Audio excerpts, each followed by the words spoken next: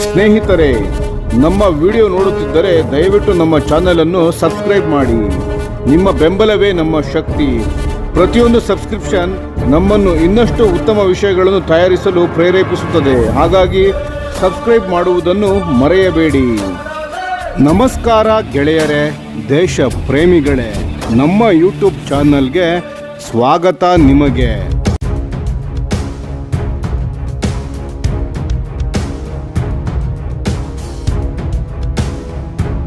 Su-57E ಸ್ಥಳೀಯ ಉತ್ಪಾದನೆಯ ಕುರಿತು ರಷ್ಯಾದ ವೆಚ್ಚ ಮತ್ತು ಸಾಮರ್ಥ್ಯದ ಮೌಲ್ಯಮಾಪನಕ್ಕಾಗಿ ಭಾರತ ನಿರೀಕ್ಷೆಯಲ್ಲಿದೆ.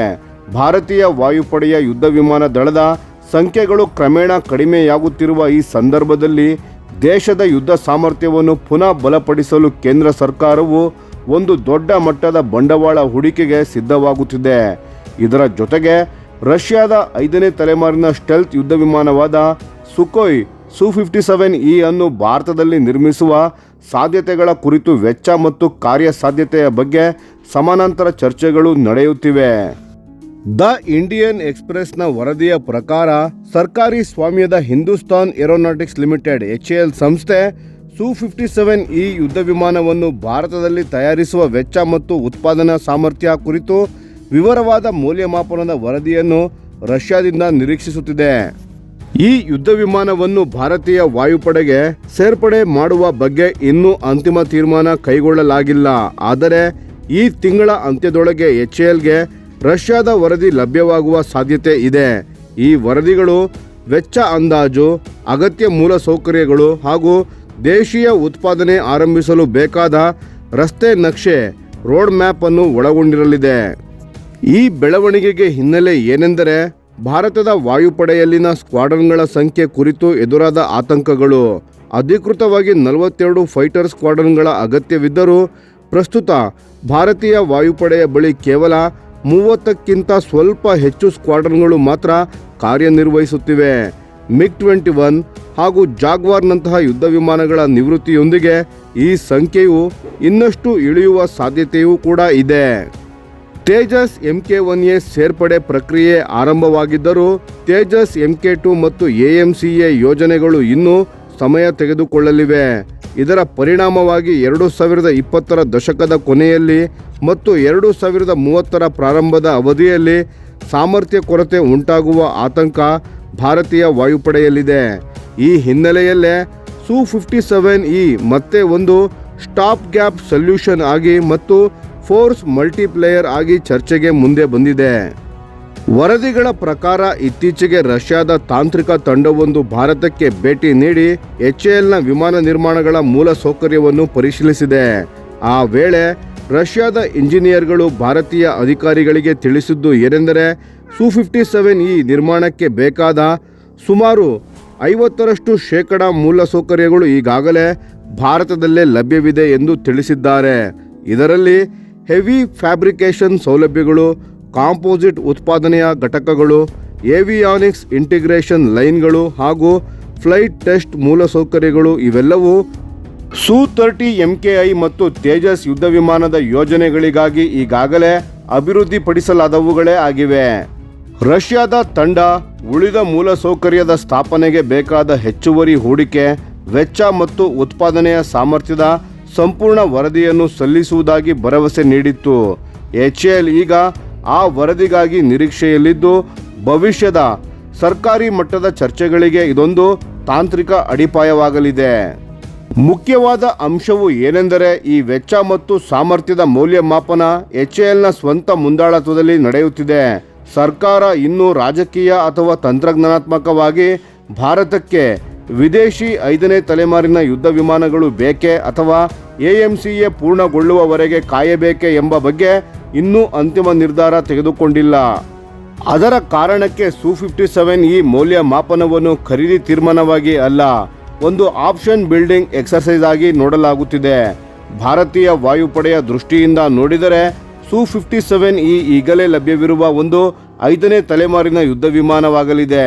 ಇದರಲ್ಲಿ ಸ್ಟೆಲ್ತ್ ವಿನ್ಯಾಸ, ಸೂಪರ್ ಕ್ರೂಸ್ ಸಾಮರ್ಥ್ಯ, ಒಳಗಿನ ಶಸ್ತ್ರಾಸ್ತ್ರ ಕೋಣೆಗಳು ಹಾಗೂ ಅಡ್ವಾನ್ಸ್ಡ್ ಸೆನ್ಸಾರ್ಗಳು ಮತ್ತು ನೆಟ್ವರ್ಕ್ ಸೆಂಟ್ರಿಕ್ ವಾರ್ಫೇರ್ ಸಾಮರ್ಥ್ಯ ಇವೆಲ್ಲವೂ ಇದರಲ್ಲಿ ಸೇರಿವೆ.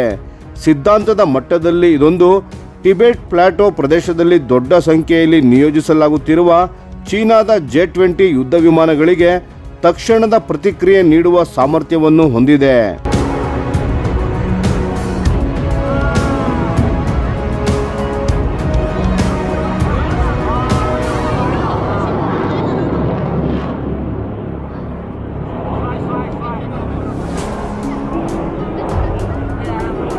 ಆದರೆ ಈ ಯುದ್ಧ ವಿಮಾನಕ್ಕೆ ತನ್ನದೇ ಆದ ಭಾರವೂ ಕೂಡ ಇದೆ. ಭಾರತವು ಈ ಹಿಂದೆ FGFA 5th generation fighter aircraft ಯೋಜನೆಯಿಂದ ಹಿಂದೆ ಸರಿದಿತ್ತು.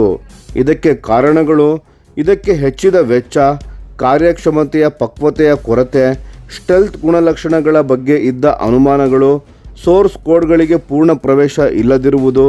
ಹೀಗಾಗಿ Su-57 ಕುರಿತು ಯಾವುದೇ ಹೊಸ ಒಪ್ಪಂದವಾಗಬೇಕಾದರೆ ತಂತ್ರಜ್ಞಾನದ ಪ್ರವೇಶದ ಗ್ಯಾರಂಟಿ, ಸ್ಥಳೀಯ ಉತ್ಪಾದನೆಯ ಆಳ ಹಾಗೂ ಭವಿಷ್ಯದ ಅಪ್ಗ್ರೇಡ್ಗಳ ಮೇಲೆ ಭಾರತದ ನಿಯಂತ್ರಣ ಕಡ್ಡಾಯವಾಗುತ್ತವೆ.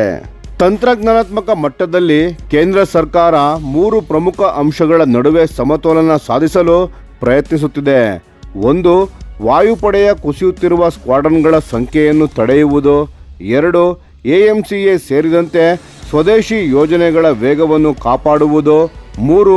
ವಿದೇಶಿ 5ನೇ ತಲೆಮಾರಿನ ಯುದ್ಧ ವಿಮಾನಗಳ ಮೇಲೆ ದೀರ್ಘಕಾಲದ ಅವಲಂಬನೆಯನ್ನು ತಪ್ಪಿಸುವುದೂ ಆಗಿದೆ. ಇದೇ ಕಾರಣಕ್ಕೆ Su-57 ವೆಚ್ಚ ಮೌಲ್ಯಮಾಪನವು ತಕ್ಷಣದ ಖರೀದಿಗಿಂತಲೂ ಎಲ್ಲ ಆಯ್ಕೆಗಳನ್ನು ತೆರೆದಿಟ್ಟುಕೊಳ್ಳುವ ಪ್ರಯತ್ನವಾಗಿದೆ.